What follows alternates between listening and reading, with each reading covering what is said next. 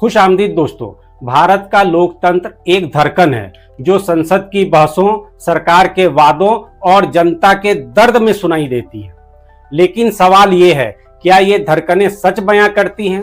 पिछले 11 सालों में भारत सरकार ने 227 से ज्यादा कल्याणकारी योजनाएं शुरू की, 135 से ज्यादा नारे दिए।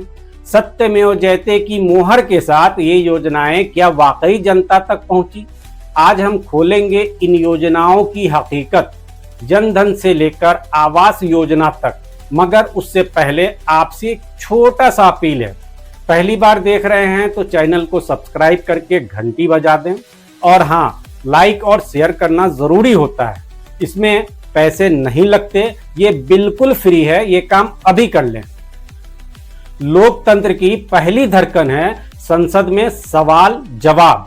यहां सरकार अपनी योजनाओं का हिसाब देती है।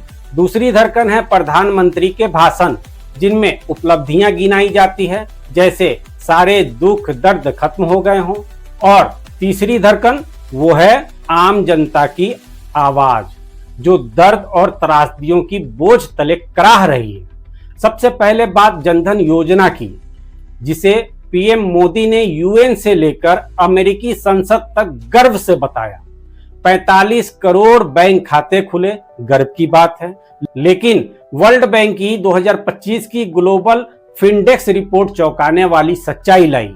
दुनिया के विकासशील देशों में औसतन 5% खाते निष्क्रिय हैं, लेकिन भारत में 35% यानी 15 करोड़ 75 लाख खातों में 2021 के बाद एक भी पैसा नहीं गया। खासकर बिहार में, जहां पीएम ने कहा कि 3 करोड़ महिलाओं के खाते खुले, वहां 1.25 करोड़ से ज्यादा खाते निष्क्रिय हैं। तो सवाल यह है कि क्या ये खाते सिर्फ आंकड़ों का खेल है? अब बात पीएम आवास योजना की करते हैं। पीएम मोदी ने कहा 4 करोड़ से ज्यादा घर बनाए गए, बिहार में 60 लाख और मोतिहारी में 3 लाख।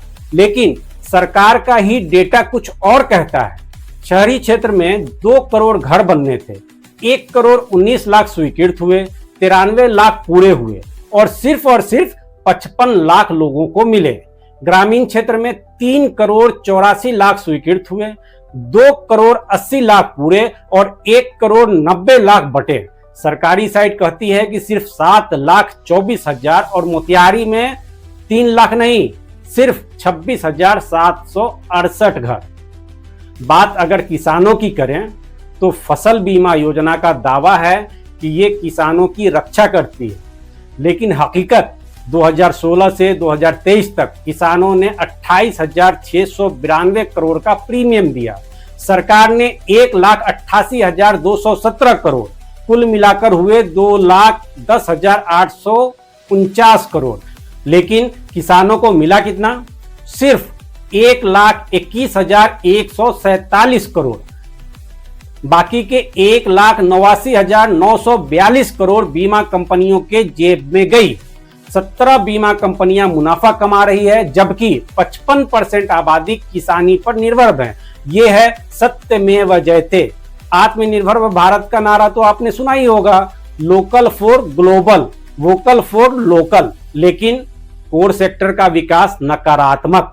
टेक्सटाइल मिशन 30 से 70% के लक्ष्य से 7% पर अटका। डिफेंस में हथियारों का आयात बढ़ा, न कि निर्यात। अटल पेंशन योजना में 1 करोड़ 11 लाख खाते बंद हुए।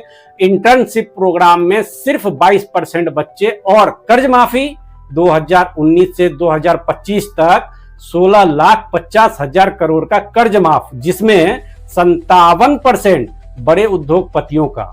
तो दोस्तों, सत्यमेव जयते की मुहर के साथ 227 योजनाएं, 135 नारे और 11 साल। लेकिन जमीनी हकीकत, निष्क्रिय खाते, अधूरे घर और कंपनियों का मुनाफा। लोकतंत्र की धड़कनें सुने, सवाल उठाएं, क्या ये योजनाएं वाकई जनता तक पहुंच रही है?